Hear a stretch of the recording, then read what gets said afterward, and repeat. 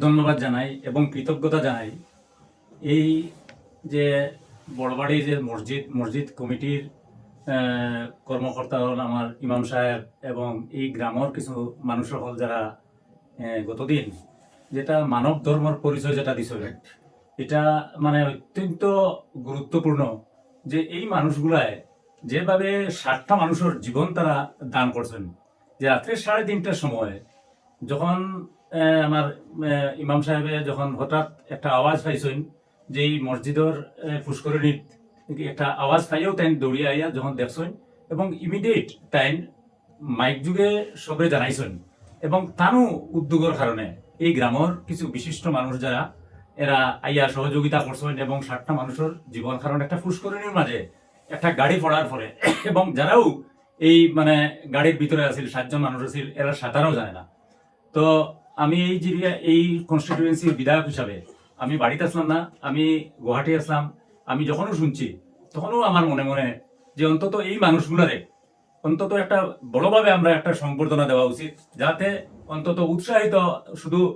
এই অঞ্চলের মানুষ নাই, এরার উৎসাহিত সমগ্র অন্তত আসামের মানুষ যারা অন্তত উৎসাহিত এবং বিপদে আপদে মানুষের সাহায্য করেন। এর লাগেও এটা একটা নজিরবিহীন পরিচয় এবং আমি চাইছি যে আজকে শুধু এই সংবর্ধনা মানে একটা সামান্য হিসাবে আমি মনে করি আর এটা আমরা মাননীয় মুখ্যমন্ত্রীর নজরে আমরা এটা আনতাম, যাতে অন্তত একটা বড় ধরনের একটা অ্যাওয়ার্ড অন্তত এই মানুষগুলা যারা 7জন মানুষের জীবন বাঁচাইছেন এরা পাইন এবং থ্রু ডিসির মাধ্যমে আমরা এটা মাননীয় মুখ্যমন্ত্রীর কাছে আমরা পৌঁছাইব এবং আগামী কালকে মাননীয় মুখ্যমন্ত্রী শিলচর আইয়া থাকবা, আমি মুখ্যমন্ত্রীর লগে আলোচনা করবো যে এই ব্যাপারটা অন্তত মানুষ এই যে যারা আজকে 60টা মানুষের জীবন যারা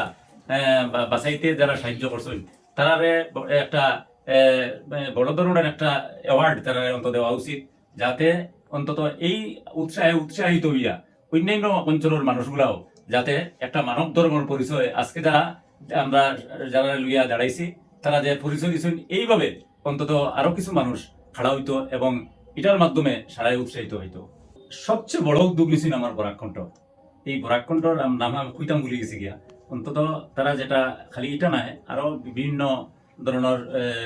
যেগুলো খাম বরাকণ্ঠ করে এটা অত্যন্ত প্রশংসনীয় এবং আজকেও আমি সবরে বরাকণ্ঠর যারা নেতৃবৃন্দ আছেন সবরে আমি ধন্যবাদ জানাই আর কৃতজ্ঞতা জানাই। আর আপনারা এই ধরনের কিছু হইলে আপনারা সবচেয়ে আগে বাড়িয়ে যাইবা, যাতে অন্য মানুষগুলা অন্তত উৎসাহ পায়। ধন্যবাদ বিদেশ সমাজের স্বার্থে আমরা বিদেশ সবার কাছে গেছি, যে কোনো টাইমে যে কোনো জিনিসের কারণে আমরা গেছি,